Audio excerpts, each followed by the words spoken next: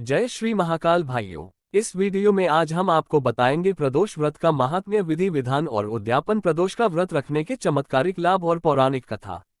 धनवान बनना हो तो करें यह व्रत और प्रदोष काल में करें शिवजी की पूजा। भारतीय संस्कृति में अधिकांश व्रत पूजन प्रातःकाल में ही किए जाते हैं, किंतु भगवान शिव को प्रसन्न करने के लिए प्रदोष व्रत सायंकाल गोधूली बेला में करने का विधान है। व्रतोपवास की दृष्टि से भगवान शिव की आराधना में वारों में सोमवार और तिथियों में त्रयोदशी प्रदोष का विशेष महत्व माना जाता है। प्रदोष व्रत भगवान शिव को प्रसन्न कर जीवन में सुख समृद्धि लक्ष्मी प्राप्त करने का स्वर्णिम अवसर है। प्रदोष काल में शिव पूजन अत्यंत लाभदायक होता है। रावण के पास जितनी भी धन संपदा थी वह सब शिव कृपा का ही प्रताप था। रावण प्रदोष काल में शिव को प्रसन्न कर सिद्धियां प्राप्त करता था। धर्मशास्त्रों में लक्ष्मी प्राप्ति हेतु गन्ने के रस द्वारा शिव जी का रुद्राभिषेक प्रदोष काल में करने का निर्देश दिया गया है। प्रदोष का भगवान शिव के साथ अन्योन्याश्रित संबंध है।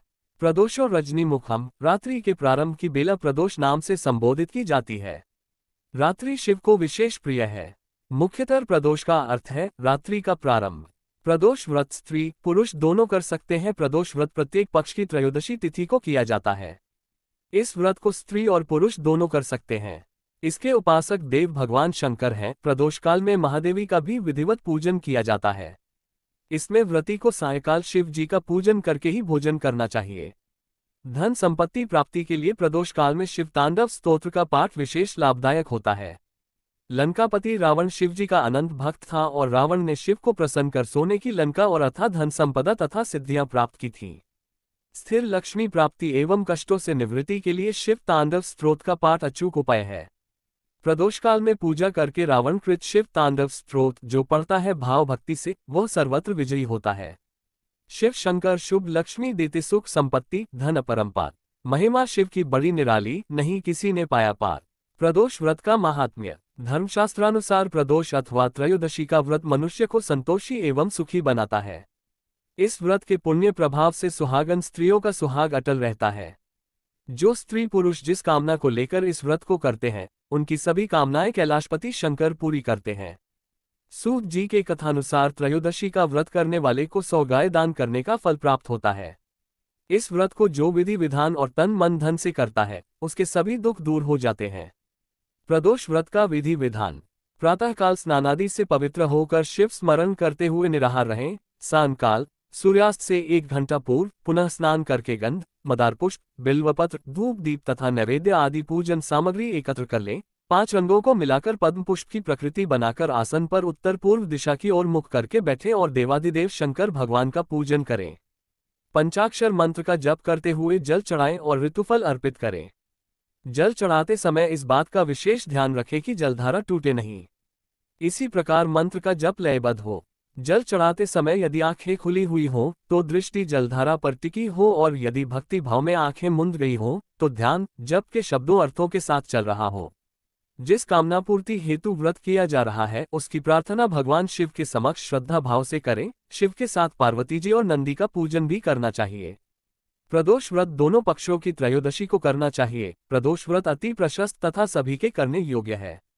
स्कंद आदि पुराणों में इस व्रत की बड़ी महिमा बताई गई है। उद्यापन। विधि विधान से इस व्रत को करने पर सभी कष्ट दूर होते हैं और इच्छित वस्तु की प्राप्ति होती है। व्रत रखने वाले को 11 त्रयोदशी अथवा वर्ष भर की 26 त्रयोदशी के व्रत करने के उपरांत उद्यापन करना चाहिए। उद्यापन के एक दिन पहले घर में गणेश पूजन कर भजन कीर्तन नृत्य आदि रात्रि जागरण करें। दूसरे दिन सुबह शुद्ध होकर शिव पार्वती की प्रतिमा स्थापित कर उनका षोडशोपचार विधि से पूजन करें। ॐ उमा सहिताय नमः शिवाय मंत्र बोलते हुए 108 बार खीर की अग्नि में आहुति दें। हवन के बाद किसी श्रेष्ठ ब्राह्मण या आचार्य को भोजन कराकर यथाशक्ति दान दक्षिणा देकर विदा करें। ऐसा करने वाला व्रती इस लोक में धन धान्य पुत्र पुत्री इत्यादि के सुख को भोग कर अंत में मोक्ष पद पा जाता है। प्रदोष का व्रत रखने के 6 चमत्कारिक लाभ। हर महीने की दोनों पक्षों की त्रयोदशी तिथि को प्रदोष व्रत रखा जाता है।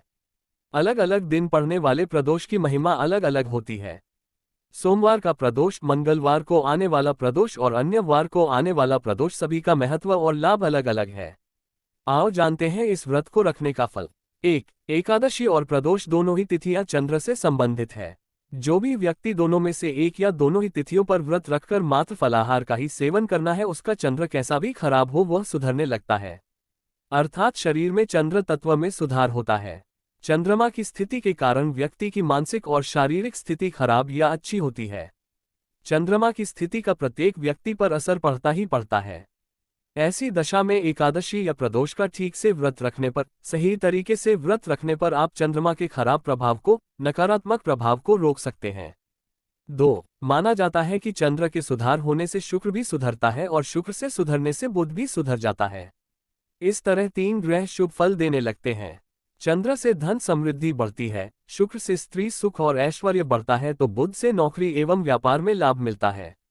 3. दोनों ही व्रतों का संबंध चंद्र के सुधारने और भाग्य को जागृत करने से है, अतः किसी भी देव का पूजन करें। वैसे प्रदोष व्रत के दौरान भगवान शिव की पूजा की जाती है। इस व्रत को अच्छे से रखने से भाग्य जागृत हो जाता है। 4. चंद्रमा ही नहीं, यहाँ तक कि इन व्रतों से बाकी ग्रहों के असर को भी आप बहुत हद तक कम कर सकते हैं। शुक्र और बुध में सुधा तो होगी ही, साथ ही गुरु, मंगल और सूर्य भी अच्छा प्रभाव देने लगते हैं। 5. एकादशी और प्रदोष के व्रत का प्रभाव आपके मन और शरीर दोनों पर पड़ता है। इस व्रत से आप अशुभ संस्कारों को भी नष्ट कर सकते हैं। 6.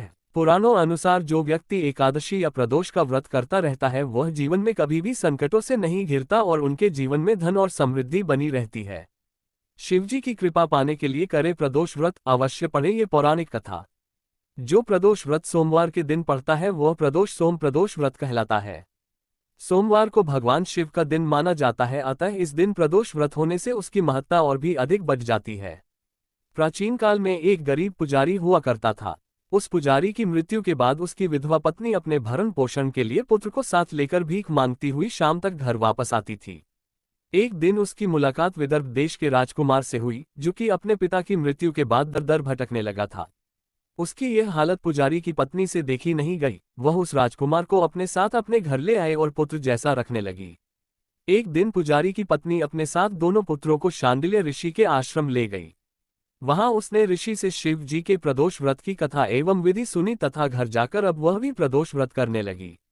एक बार दोनों बालक वन में घूम रहे थे। उनमें से पुजारी का बेटा तो घर लौट गया, परंतु राजकुमार वन में ही रह गया। उस राजकुमार ने गंधर्व कन्याओं को क्रीड़ा करते हुए देखा तो उनसे बात करने लगा। उस कन्या का नाम अंशुमती था। उस दिन वह राजकुमार घर देरी से लौटा। राजकुमार दूसरे दिन फिर से उसी जगह पहुंचा जहां अंशुमती अपने माता पिता से बात कर रही थी। तभी अंशुमती के माता पिता ने उस राजकुमार को पहचान लिया तथा उससे कहा कि आप तो विदर्भ नगर के राजकुमार हो ना, आपका नाम धर्मगुप्त है। अंशुमती के माता पिता को वह राजकुमार पसंद आया और उन्होंने कहा कि शिवजी की कृपा से हम अपनी पुत्री का विवाह आपसे करना चाहते हैं, क्या आप इस विवाह के लिए तैयार हैं? राजकुमार ने अपनी स्वीकृति दे दी तो उन दोनों का विवाह संपन्न हुआ। बाद में राजकुमार ने गंधर्व की विशाल सेना के साथ विदर्भ पर हमला किया और घमासान युद्ध कर विजय प्राप्त की तथा पत्नी के साथ राज्य करने लगा। वहां उस महल में वह पुजारी की पत्नी और पुत्र को आदर के साथ ले आया तथा साथ रखने लगा। पुजारी की पत्नी तथा पुत्र के सभी दुख व दरिद्रता दूर हो गई और वे सुख से अपना जीवन व्यतीत करने लगे। एक दिन अंशुमती ने राजकुमार से इन सभी बातों के पीछे का कारण और रहस्य पूछा। तब राजकुमार ने अंशुमती को अपने जीवन की पूरी बात बताई और साथ ही प्रदोष व्रत का महत्व और व्रत से प्राप्त फल से भी अवगत कराया। उसी दिन से प्रदोष व्रत की प्रतिष्ठा व महत्व बढ़ गया तथा मान्यतानुसार लोग यह व्रत करने लगे। कई जगहों पर अपनी श्रद्धा के अनुसार स्त्री पुरुष दोनों ही यह व्रत करते हैं। इस व्रत को करने से मनुष्य के सभी कष्ट और पाप नष्ट होते हैं एवं मनुष्य को अभीष्ट की प्राप्ति होती है। मंगलवार के दिन आने वाले प्रदोष व्रत को मंगल प्रदोष या भौम प्रदोष कहते हैं। इसकी कथा इस प्रकार है। एक नगर में एक वृद्धा रहती थी। उसका एक ही पुत्र था। वृद्धा की हनुमान जी पर गहरी आस्था थी।